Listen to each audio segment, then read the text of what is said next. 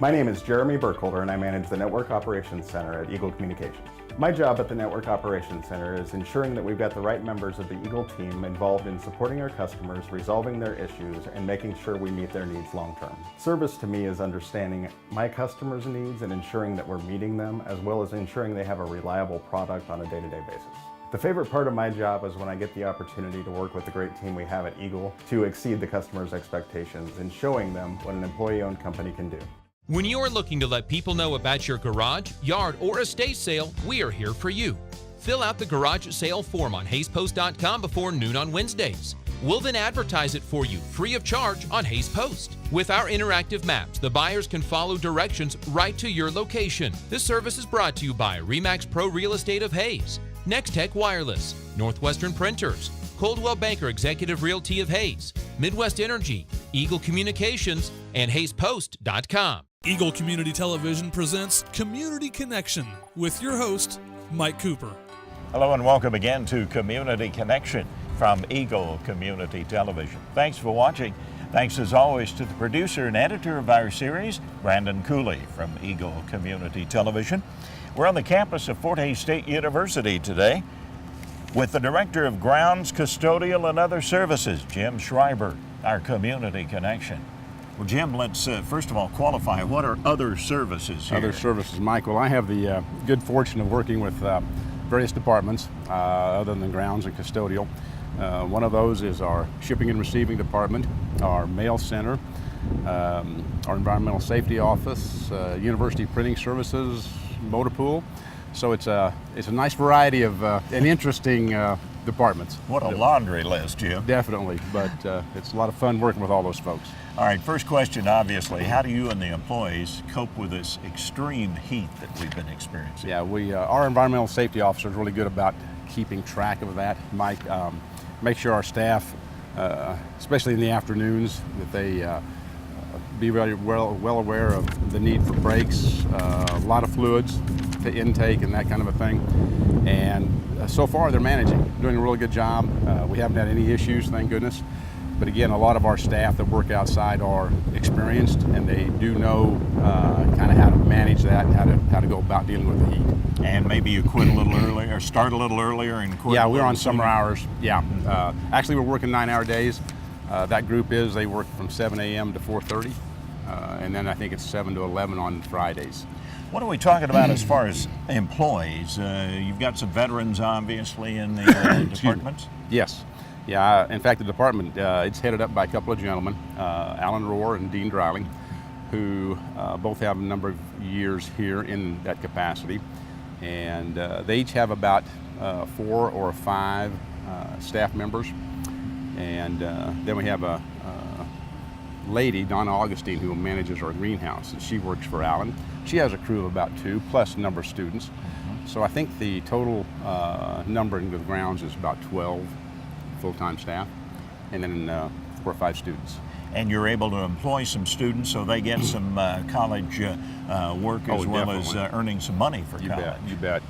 Like I said, we got a small handful in the grounds department. Our custodial group across campus, maybe 40 to 50 kids that they hire on a regular basis. So yeah, it's great to be able to afford those young people opportunity to get a little money in their pocket. What are we talking about size-wise? Kind of a general estimate, since that's not your main area of the department, Jim. As far as campus, size, buildings, rooms, that type of things like that. Yeah, well, I do know that the campus itself it encompasses about 220 acres, I believe, something like that, Mike. Maybe approximately 50 or so buildings. I believe we maintain about a 1.3 million square feet down here within all the buildings we have. Now that's going to change, of course, with all the new buildings we have. Those numbers will change some down the road, but a lot of that is handled through our facilities planning office. They maintain all those facts and figures. Well, it is extensive, though, isn't it, Jim? Oh yeah, it keeps us busy. What about the responsibilities now? We talked a little about the other services. Talk about the grounds and custodial. Grounds, I guess, is pretty much self-explanatory. I think so, yeah. Take care of the lawns, the trees, the landscape areas, and things like that. Have to manage all the fertilization programs, the herbicide programs, that kind of a thing within all those areas. And of course the watering. We've been very fortunate. This spring and early summer we've had a lot of wonderful rain, and it's kind of going away again as it tends to in July and August. So that's another responsibility of the department to try to keep the place as attractive as possible, yet be smart use of water. And the resources available Exactly, to you. exactly, yeah. And that's one of the reasons we wanted to do this community connection, Jim, is because every time we come to the campus, it is absolutely beautiful. Well, thank you. Regardless of what season it is, and of course, spring, summer, fall are extraordinary seasons that you and your crew and staff and the people that work behind the scenes so to and speak, out yes. in the area, Right. They do a marvelous job. Oh, they do. All of our folks do. And you just don't see a lot of that right up front. That's our grounds and our custodial folks probably get the biggest recognition, because when folks visit campus, that's the first thing they see. But again, like I said, the other departments I work with and our other staff on campus, just general staff is. It takes all of us to get the job done. It really does. You talked about the routine of the day-to-day operation of grounds and custodial. Talk about some of those emergency situations that might come up. Typically, in reference to the grounds folks, of course they have to deal with snowstorms. You plan for those as best you can, and sometimes they happen, and sometimes they don't. And so that's one of the things that they deal with. Our custodial group, if we have an issue with rain and we have unfortunately a leak in a building, then they've got to respond to in a timely fashion. The thunderstorms and windstorms we have in the summer, if we get some tree damage, well, then the guys have to come in and make sure that gets cleaned up.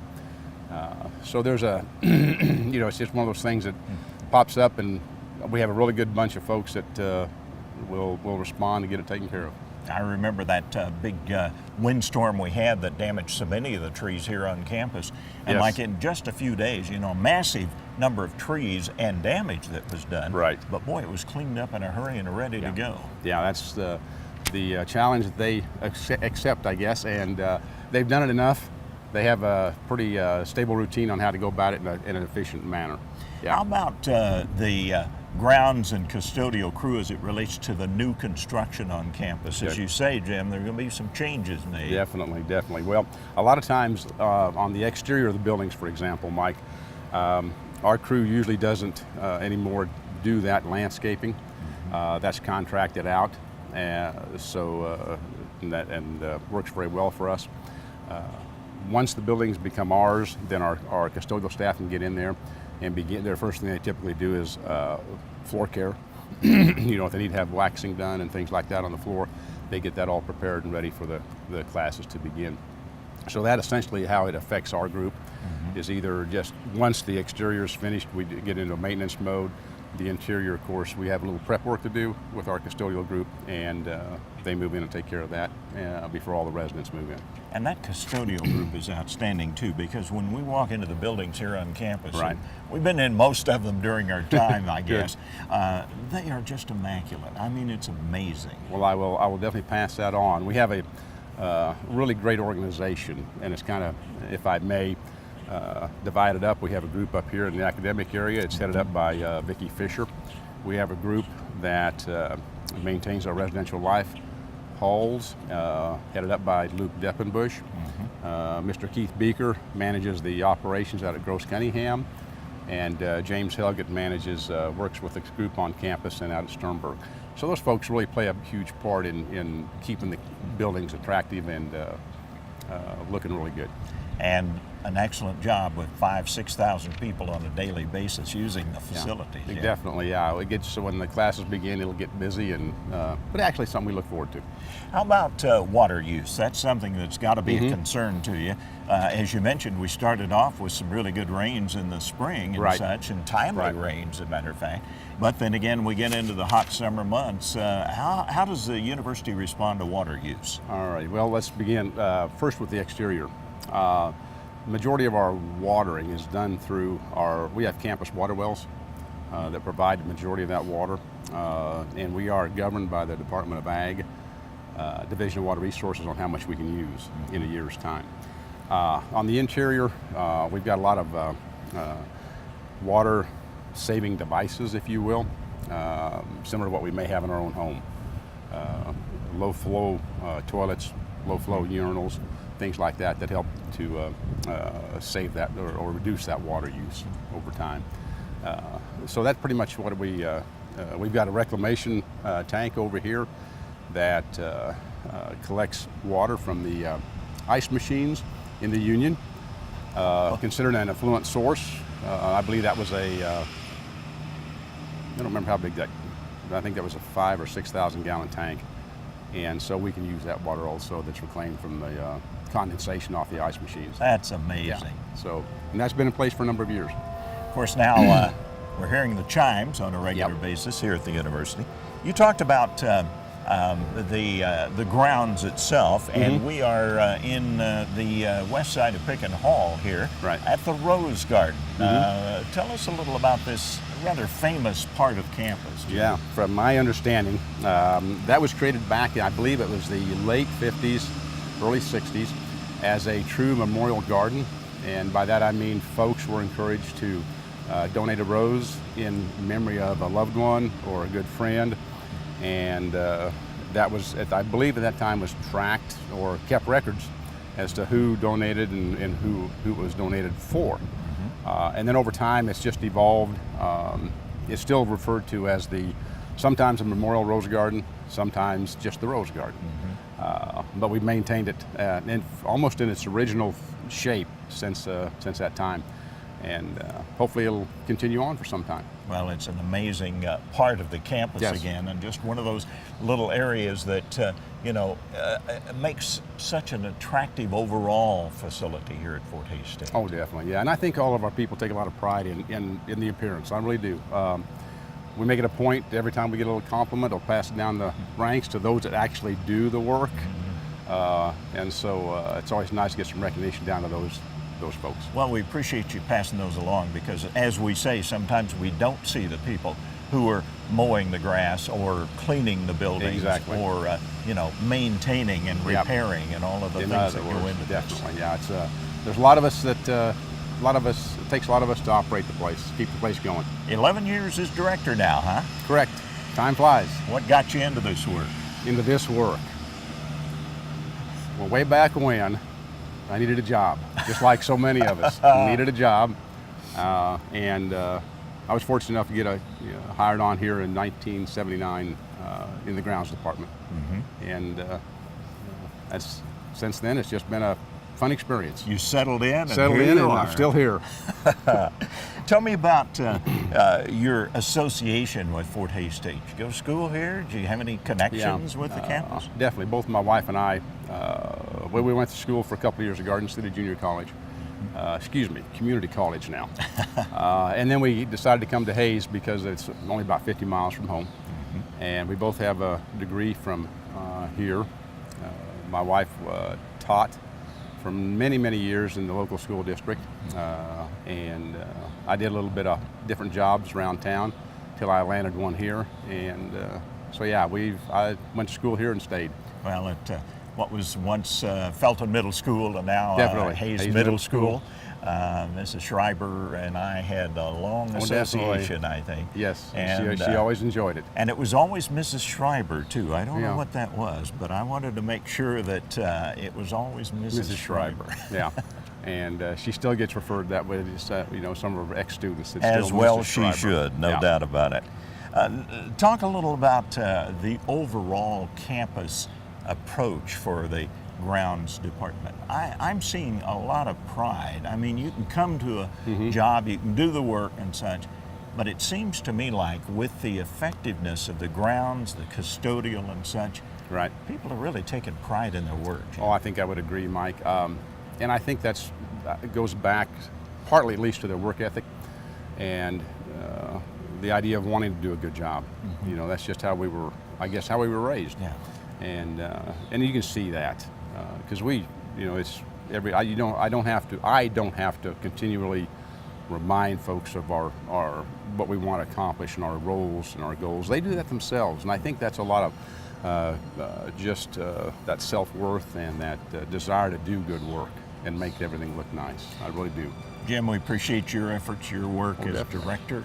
Well, thank you. And to all the people who are down the line and behind you. Definitely, and I'll sure pass on those great words. If you would, we'd appreciate Definitely, it. Mike. Thank you very much. Director of the Grounds, Custodial, and Other Services, Jim Schreiber, our Community Connection.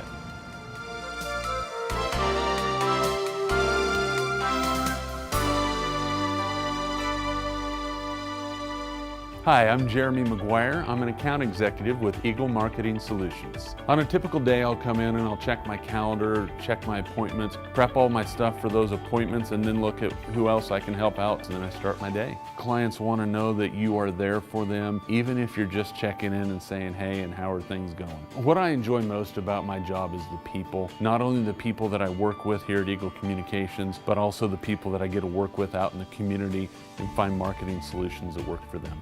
Don't miss the Green and Growing Show in the noon to 9 p.m. hours on Eagle TV. Ellis County Horticulture Agent Holly Dickman will identify common lawn and garden issues while providing up-to-date information.